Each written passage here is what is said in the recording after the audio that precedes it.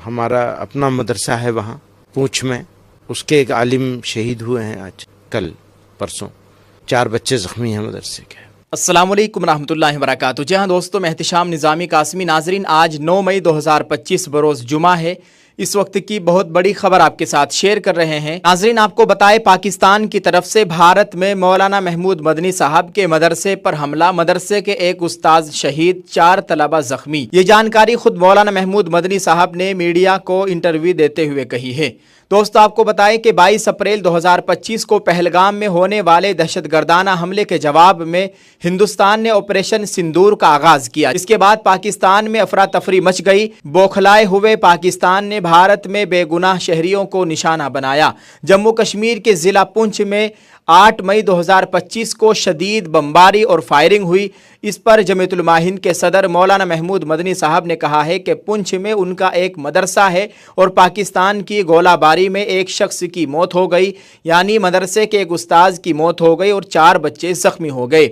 उन्होंने कहा है कि पहलगाम में बेगुनाह शहरियों की शनाख्त करके उन्हें मारने के लिए किराए के लोग भेजे गए थे, लेकिन अब आम शहरियों पर गोलाबारी की जा रही है।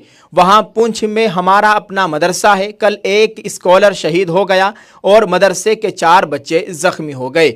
ऐसी हरकतें, ऐसा रवैया और ऐसे तरीके बंद होने चाहिए, यही हम शुरू से कहते आ रहे हैं। पहलगाम में दहशतगर्द ने एक औरत से कहा था, जाकर मोदी को बता देना।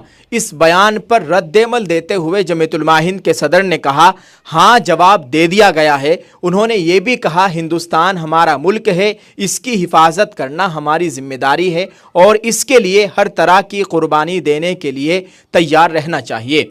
हम हर तरह से अपनी फौज के साथ खड़े हैं। अवाम के लिए पैगाम यही है कि डटे रहो, आगे और भी मुश्किलात आ सकती है, लेकिन रोना धोना या शिकायत नहीं करनी चाहिए। अगर मुश्किलात आएगी तो हम उन्हें सहना सीखेंगे। दुआ यही है कि हालात बिगड़े नहीं, लेकिन अगर बिगड़े तो भारत की अवाम अपनी फ़ौज के साथ हौसले और अज़्म के साथ खड़ी रहेगी।